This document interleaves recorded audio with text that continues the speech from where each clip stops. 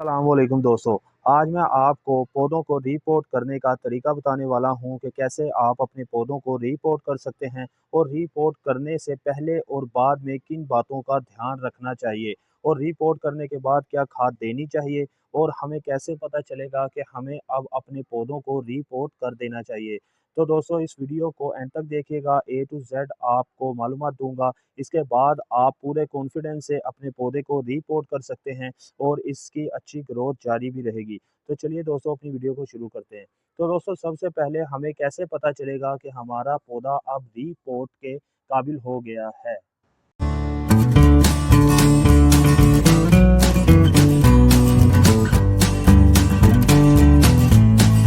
तो दोस्तों सबसे पहले हमें पता कैसे चलेगा कि हमें अब अपने पौधे को रीपोर्ट कर देना चाहिए।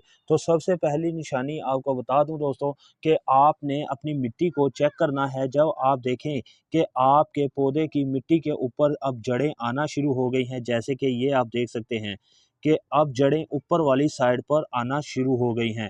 और दूसरी निशानी दोस्तों ये होगी कि आपका गमले के नीचे से आप अगर देखेंगे तो आपको गमले के नीचे से भी ये देखें जड़ें निकलती नजर आएंगी। इसके बाद दोस्तों तीसरी जो निशानी है कि आपके पौधे की ग्रोथ रुक जाएगी और आपका पौधा उतना ही रहेगा जितना पहले था। तो इसके पत्ते भी खुश्क होना शुरू हो जाएंगे। तो दोस्तों सबसे पहले हम इस गमले में से इस पौधे को निकालेंगे। पौधे को निकालने का तरीकाकार ये है कि आपने पौधे को ऐसे पकड़ना है और किसी भी चीज़ के साथ या हल्का सा ऐसे हिलाएंगे। जब आप एक दिन पहले इसको पानी दे देंगे तो ये नरम हो जाएगी और इसे जब आप ऐसे हिलाएंगे तो ये आसानी से निकल आएगा। तो मैंने थोड़ा सा पहले हिट कर लिया था, तो आपको मैं अभी निकाल कर दिखाता हूँ। तो ये है दोस्तों हमारा पौधा। तो आप देख सकते हैं कि इसकी अब जड़ें भी बाउंड होना शुरू हो गई हैं। तो इसे अब रीपोर्ट करना बहुत ज़रूरी था। तो अब हम करेंगे क्या दोस्तों कि इसकी जड़ों को मैं कट नहीं करूँगा, कोशिश करूँगा कि इसके जो नीचे मिट्टी मौजूद है इसको थोड़ा सा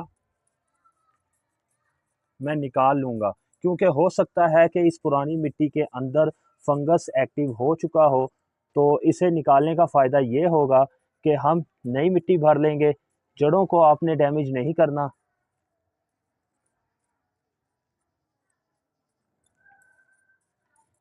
तो ऐसे आपने अच्छे तरीके से इस मिट्टी को निकाल लेना है।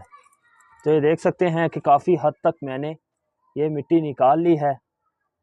अब ये मेरी जड़ें मैंने डैमेज नहीं की। तो आपने भी ऐसे ही करना दोस्तों, जड़ों को डैमेज नहीं करना और ऐसे ही इस मिट्टी को नीचे से निकाल लेना है। अब हम इसे अपने बड़े गमले में शिफ्ट करते हैं।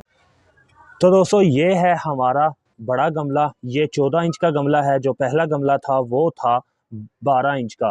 तो दोस्तों अब इसके अंदर मैंने थोड़ी सी मिट्टी डाल ली है। मिट्टी डालकर आपने करना क्या है कि इस मिट्टी को आपने थोड़ा सा नीचे की तरफ किसी भी चीज़ से दबा देना है, क्योंकि जब हम इसके अंदर मिट्टी डालेंगे तो नीचे से मिट्टी नरम होगी, इसके अंदर एयर पॉकेट मौजूद होगी। तो अगर हम इसे ऐसे ही पौधे को लगा देते हैं तो हमारे पौधे तक पानी नहीं पहुंच पाएगा, नीचे से डायरेक्ट निकल जाएगा, मिट्टी भी नीचे से डायरेक्ट निकल जाएगी। तो कोशिश करें कि आप इसे थोड़ी सी मिट्टी डालने के बाद अच्छी तरीके से ऐसे इसे दबा दें ताकि नीचे से पानी जल्दी ना निकल सके। तो अब करना क्या है दोस्तों, हमने ये अपने पौधे को हाफ कर लिया, इसमें से मिट्टी को निकाल लिया। अब हम इसे ऐसे ही अपने बड़े पॉट के अंदर डाल देंगे। तो ये देख सकते हैं दोस्तों कि इसके अंदर मैंने अपना पौधा लगा दिया है। तो अब आपने करना ये है कि इसके अंदर अब हम एक्स्ट्रा मिट्टी, नई मिट्टी डालेंगे। तो दोस्तों अब हम इसके ऊपर अपनी नई मिट्टी को डाल देते हैं।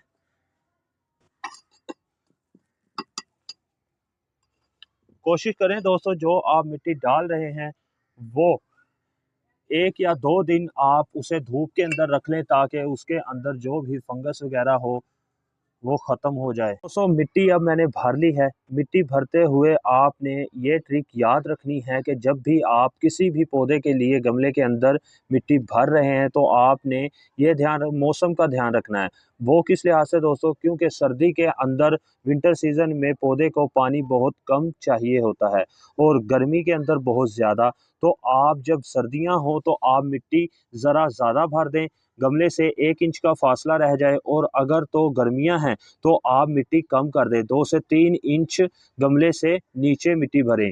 क्योंकि जब आप कम मिट्टी भरेंगे तो पौधे को ज़्यादा पानी मिलेगा, और अगर आप ज़्यादा मिट्टी भरते हैं तो सर्दी में विंटर सीज़न में पौधे को थोड़ा पानी मिलेगा। ऐसे आपका पानी भी मेंटेन हो जाएगा। तो दोस्तों अब मैंने मिट्टी भर ली है, अब हमने करना क्या है कि इसे पानी दे देंगे अच्छे तरीके से। एक दफ़ा इसे मैं पानी दे दूँगा, अच्छे तरीके से भर दूँगा ताकि नीचे तक जड़ों को पानी मिल सके। इसके बाद दोस्तों अब हम करेंगे क्या, इसे शेडी एरिया में रखेंगे। आपने इसे सनलाइट में नहीं रखना। फुल जब धूप लग रही हो तो आपने वहाँ नहीं रखना। इसे तकरीबन 1 हफ्ते तक आप शेडी एरिया में ही रखें जहाँ पर धूप ना आती हो। क्योंकि अगर आप इसे डायरेक्ट धूप के अंदर रख देंगे तो हमारा पौधा स्ट्रेस में आ जाएगा और आहिस्ता-आहिस्ता ये मरना शुरू हो जाएगा। इसके बाद दोस्तों डीपॉट करने के बाद आपने ये भी ध्यान रखना है कि आपने फ़ौरन ही पौधे को खाद नहीं देनी। इसे फ़ौरन ही खाद नहीं देनी, खाद भी आपने तकरीबन 10 दिन बाद या 15 दिन बाद इसे खाद देनी है। तो अगर आप डायरेक्ट अभी से पानी देने के बाद आप खाद भी दे देते हैं तो भी हमारा पौधा स्ट्रेस में आएगा। वो जो जड़ें हैं वो खाद को बर्दाश्त नहीं कर पाएँगी और हमारी जड़ें गलना शुरू हो जाएँगी। तो आपने इस बात का भी ध्यान रखना है।